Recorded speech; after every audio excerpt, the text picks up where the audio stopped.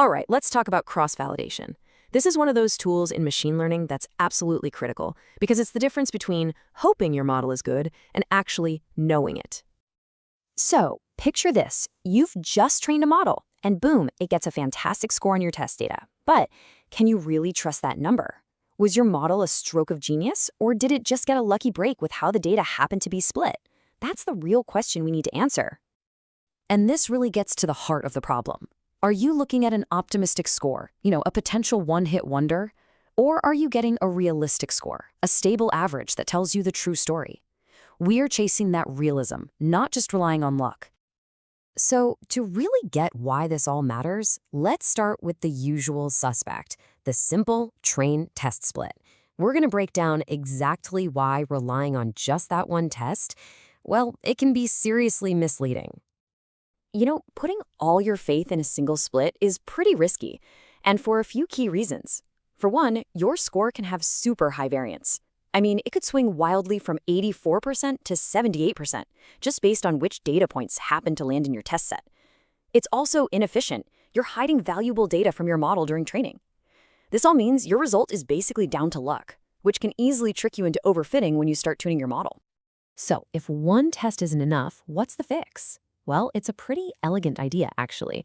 What if, instead of testing our model just once, we could test it over and over again on different slices of the data? That's the whole concept behind the cross-validation solution. At its heart, cross-validation is a really simple but super powerful idea. Instead of just one split, you make a bunch of them. We call these folds. Then you just rotate through them, training and testing your model again and again, so every little piece of your data gets a chance to be in the test set. What you get at the end is a much more stable and honest picture of how your model actually performs. And the most common way to do this is called k-fold cross-validation. It's really systematic. First, you pick a number, k. Let's just say 5 for now. You slice your data into 5 equal parts, or folds. Then the fun begins. You train on 4 of those folds and test on the one you left out. Then you do it again, but you pick a different fold to be the test set. You keep doing this until every single fold has had its turn being the test set. And here's the magic.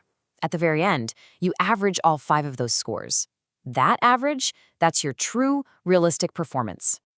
Okay, so what's the magic number for K? Well, you'll see 5 used a lot, but honestly, the gold standard in the industry is often 10. For most problems out there, 10-fold cross-validation just hits that sweet spot. It gives you a super reliable estimate without taking forever to compute. But standard K-fold isn't a silver bullet. Sometimes your data has quirks. And luckily for us, there are special versions of cross-validation built for exactly those tricky situations. So here's a really common one. What happens if your data is imbalanced? Like, say you're trying to predict something super rare, like credit card fraud. This can cause some real headaches. And here's why it's a problem. In a nutshell, if that rare Class B is only 5% of your data, a totally random split could easily create a test fold with 0 examples of it. And how are you supposed to test your model's ability to find something that's not even there? Yeah, you can't. The answer to this is something called stratified K-fold. It's a much smarter way to do the split. It goes out of its way to make sure that every single fold has the same percentage of classes as the original dataset. So if you've got 5% fraud cases overall, you can bet that every one of your test folds is also going to have 5% fraud cases. It guarantees a fair test every single time. Problem solved. All right, let's throw another wrench in the works. What about data where the order is everything?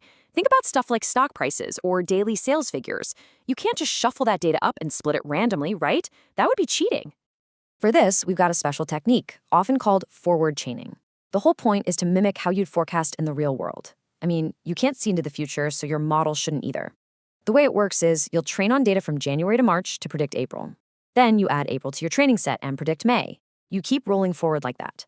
This method always respects the arrow of time, and that's absolutely crucial.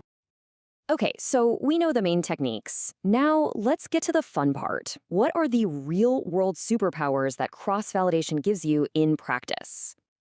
First up, and this might be its most important job, detecting overfitting. That classic problem where your model becomes a genius on the training data, but is a total dud on anything new. This table tells the whole story. Look at that training accuracy, 99.2%. You'd think you've built the world's best model. But then, You look at the cross-validation scores, and whoa, what a different picture. Not only are they way lower, but they are all over the map.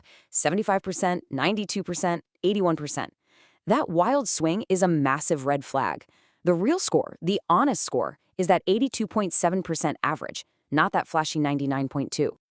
So these are the two big warning signs you've got to watch for. First, a huge gap between your training score and your CV average. And second, a lot of variation, a high standard deviation across those individual fold scores.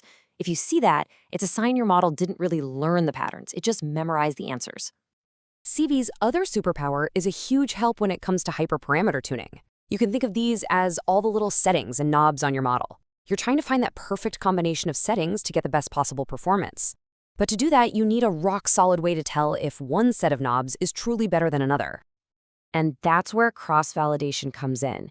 It's the engine that powers all those automated tuning tools you hear about, like Grid Search CV. What that tool does is it literally tries out every combination of knobs you give it, and for every single test, it uses cross-validation. This way, when it finally tells you which settings are the best, you know that decision is based on stable, reliable performance, not just a one-time lucky split. All right, to wrap things up, let's run through a quick checklist, the common mistakes you've got to avoid, and the best practices that will set you up for success. Okay, 4 big mistakes to watch out for. Number 1, never shuffle time series data. Just don't. Number 2, and this one is sneaky, never do your data pre-processing, like scaling, before you split your data for cross-validation. If you do that, information from the test sets leaks into your training process, and your scores will be way too optimistic. Third, don't just use standard k-fold when you know your data is imbalanced. And last but not least, don't forget that cross-validation is for picking and tuning your model. You still need one final completely untouched holdout set for its final report card. And on the flip side, here's what you should do. Always use the right tool for the job. Stratified k-fold for classification, time series split for time data. To stop that data leakage we talked about, use something called pipelines. They bundle your pre-processing and modeling steps together, making sure everything is done correctly inside each fold. And hey, don't just look at the average score, check the standard deviation too. It tells you about stability. And when in doubt, sticking with k=5 or k=10 is almost always a solid choice. Look, by moving away from just a single, possibly lucky score to a stable, robust average, cross-validation gives you something priceless: confidence. It's the difference between hoping your model is good and actually knowing it is. So that leaves us with one last thought. Now that you know how to test your model honestly, how much more can you really trust it?